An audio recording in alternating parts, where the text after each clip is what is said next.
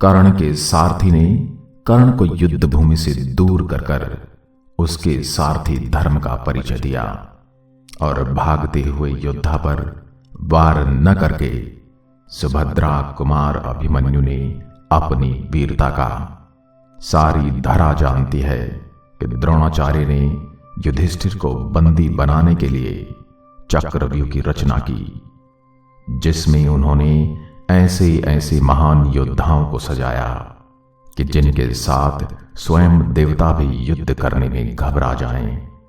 उन योद्धाओं में स्वयं द्रोणाचार्य, कृपाचार्य, गुरुपुत्र अश्वत्थामा, महाबली कर्ण, दुर्योधन, दुशासन, दुर्योधन पुत्र लक्ष्मण, दुशासन पुत्र महारथी शल्य और वीर शकुनी। द्रोणाचार्य ने जो चक्रव्यूह रचाया है वह स्पष्ट आंखों से एक साधारण या असाधारण योद्धा भी देख सकता है, परंतु जहां से मैं देख रहा हूं मुझे तो दो चक्रव्यूह आमने सामने दिखाई दे रहे हैं।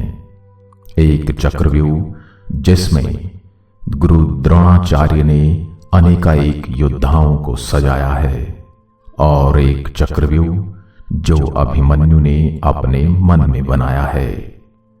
अभिमन्यु का चक्रव्यूह मुझे अभेद्य लगता है।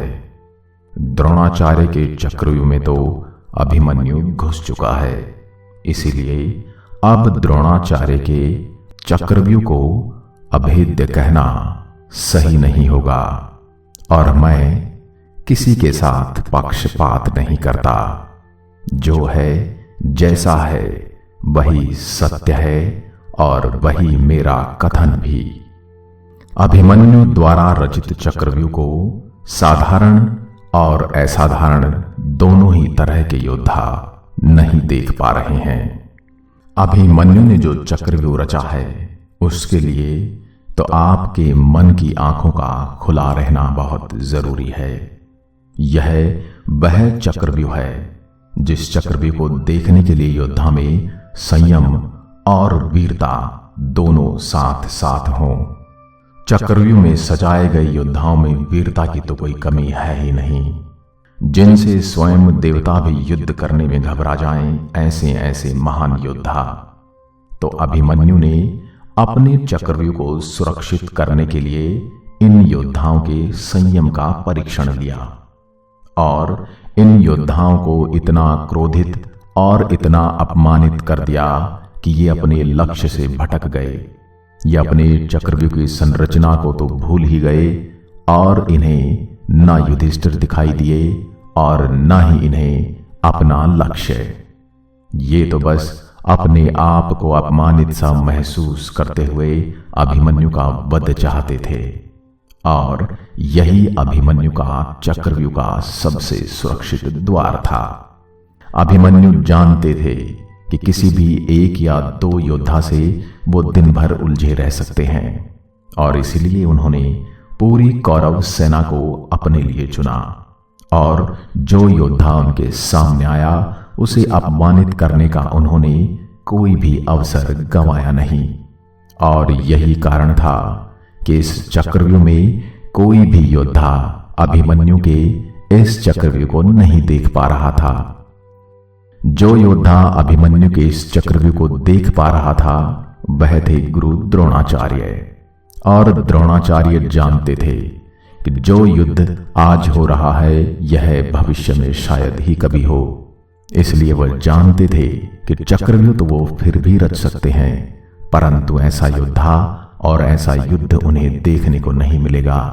इसलिए वे इस युद्ध का साक्षी बनकर इस युद्ध को एकटक मेरी तरह देखे जा रहे थे। वैसे तो धृतराष्ट्र जन्मांध हैं, परंतु इस युद्ध से वह भी अपनी आंखें हटा नहीं पा रहे थे। जब कर्ण को अभिमन्यु ने समर भूमि से बाहर कर दिया, तत्पश्चात अभिमन्यु कौरव सेना का संहार करने लगा और तब कौरव सेना युद्ध से पलायन करने लगी, जिसका वर्णन महाभारत द्रोण पर्व में अभिमन्यु वध पर्व के अंतर्गत 41वें अध्याय में दिया गया है। जो संजय ने धृतराष्ट्र को इस प्रकार बताया। राजन, उस दिन अभिमन्यु के बाणों से सारा आकाश मंडल इस प्रकार आच्छादित हो गया था मानो टिड्डी दलों से अथवा वर्षा की धाराओं से व्याप्त हो गया हो।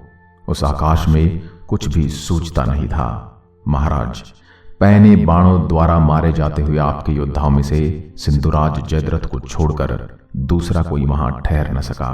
भरत श्रेष्ठ, तब पुरुष प्रवर सुभद्रा कुमार अभिमन्यु ने शंख बजाकर पुनः शीघ्र ही आपकी सेना पर धावा किया। सूखे जंगल में छोड़ी हुई आग के समान वेग से शत्रुओं को दग्ध करता हुआ अभिमन्यु कौरव सेना के बीच में विचरने लगा। उस सेना में प्रवेश करके उसने अपने तीखे बाणों द्वारा रथों, हाथियों, घोड़ों और पैदल मनुष्य को पीड़ित करते हुए सारी रणभूमि को बिना मस्तक के शरीरों से पाट दिया।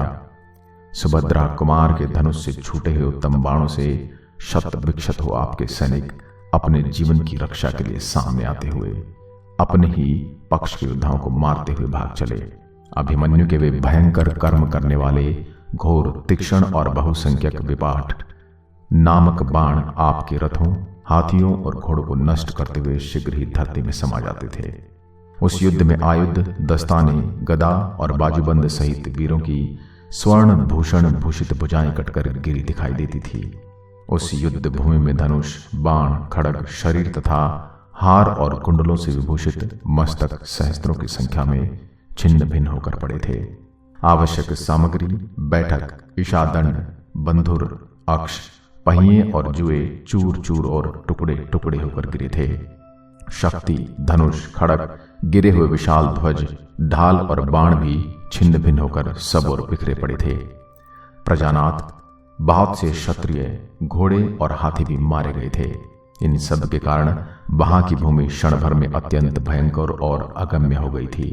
बाणों की चोट खाकर परस्पर क्रंदन करते हुए राजकुमारों का महान शब्द सुनाई पड़ता था, जो कायरों का भय बढ़ाने वाला था। भरत श्रेष्ठ, वह शब्द संपूर्ण दिशाओं को प्रतिध्वनित कर रहा था। सुभद्रा कुमार श्रेष्ठ घोड़ों, रथों और हाथियों का संहार करता हुआ कौरव सेना पर टूट पड़ा था। सूखे जंगलों में छोड़ी हुई आग की भांति अर्जुन कुमार अभिमन्यु वेग से शत्रुओं को जलाता हुआ कौरव सेना के बीच में दृष्टिगोचर हो रहा था। हे भरत, धूल से आच्छादित हुई सेना के भीतर संपूर्ण दिशाओं और विदिशाओं में विचरते हुए अभिमन्यु को उस समय हम लोग देख नहीं पाते थे। भरत नंदन, हाथियों, घोड़ों और पैदल सैनिकों की आयु को छीनते हुए अभिमन्यु को हमने क्षण भर में दोपहर के सूर्य की भांति शत्रु सेना को पुनः तपाते देखा था। महाराज, इंद्र कुमार अर्जुन का वह पुत्र युद्ध में इंद्र के समान पराक्रमी जान पड़ता था। जैसे पूर्व काल में पराक्रमी कुमार कार्तिकेय असुरों की सेना में उसका संहार करते हुए सुशोभित होते थे, उसी प्रकार अभिमन्यु कौरव सेना में विचरता हुआ शोभा पा रहा था। नमस्कार दोस्तों, आशा करता हूं हमारी आज की वीडियो आपको बेहद पसंद आई होगी। अगली वीडियो में मैं आपको बताऊंगा कि किस प्रकार जयद्रथ ने अन्य पांडवों और पांडव कुमारों को चक्रव्यूह में प्रवेश करने से रोक दिया और किस प्रकार अभिमन्यु ने दुर्योधन के पुत्र और बहुत सारे योद्धाओं का संहार किया। ऐसी ही अन्य वीडियोस के लिए आप हमारे चैनल शब्दबाण को लाइक, शेयर और सब्सक्राइब करें। बेल आइकन जरूर दबाएं ताकि आने वाली वीडियो का नोटिफिकेशन आप तक पहुंचता रहे। एक बार फिर आपके सामने उपस्थित होगा एक और ऐसी ही वीडियो लेकर। तब तक के लिए नमस्कार, जय हिंद, जय भारत।